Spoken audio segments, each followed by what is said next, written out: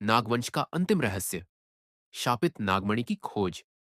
बहुत समय पहले, जब इंसान और प्रकृति के बीच संतुलन बना हुआ था, एक ऐसी शक्ति थी जो पृथ्वी की आत्मा से जुड़ी थी, नागमणि।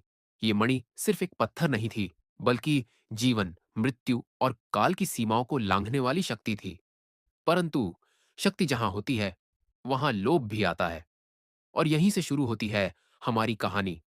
उत्तर भारत के ऊंचे पहाड़ों के बीच बसा था एक रहस्यमयी गांव, नागपुर। चारों ओर घना जंगल, और गांव के बाहर एक प्राचीन, टूटा फूटा मंदिर, जिसे सब नागदेव का शापित मंदिर कहते थे।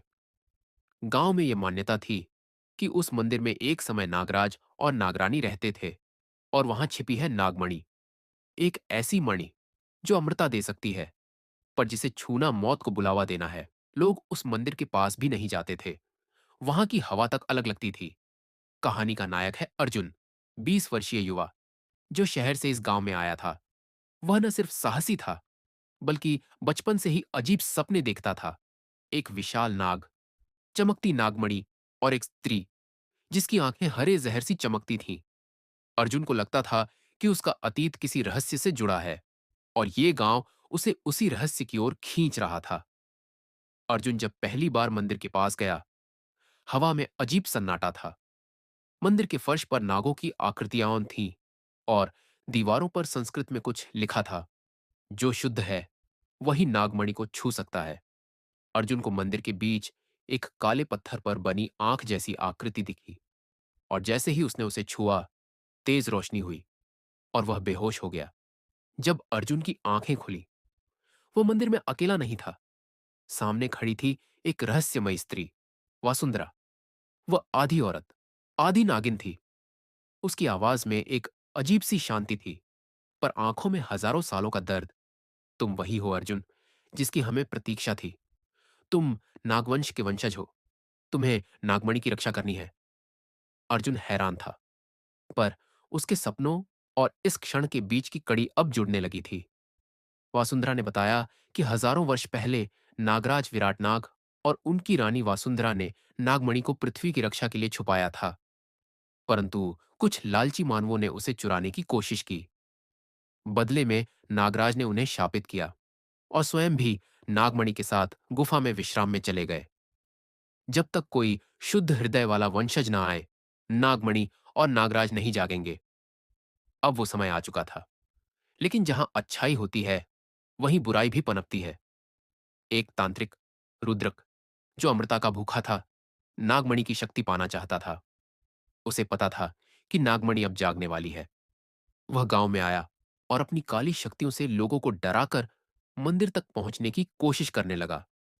वासुंधरा अर्जुन को एक गुफा में ले गई, नागलोक की छाया, जहां उसे नागमणि के रक्षक बनने के लिए 3 परीक्षाओं से गुजरना था।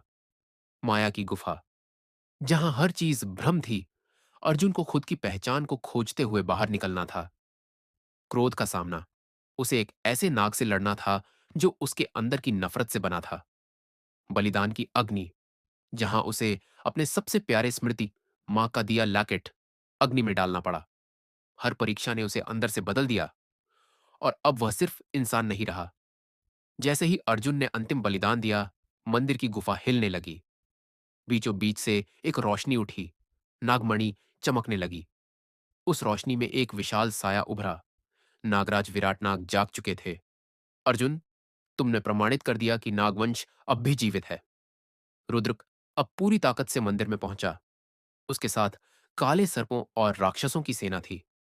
अर्जुन ने नागमणि की शक्ति से नागरूप धारण किया, आधा मानव, आधा सर्प। मंदिर की छतें कांप उठी। नागों की फुफकार और तांत्रिकों के मंत्रों के बीच अर्जुन और रुद्रक के बीच भीषण युद्ध हुआ। आखिरकार अर्जुन ने रुद्रक को नागमणि से दूर फेंककर उसे नष्ट कर दिया। अर्जुन ने नागमणि को पृथ्वी की गहराइयों में समर्पित कर दिया, ताकि कोई भी उसका दुरुपयोग न कर सके। गांव में फिर से हरियाली लौट आई। लोग अब मंदिर को श्रद्धा से देखने लगे।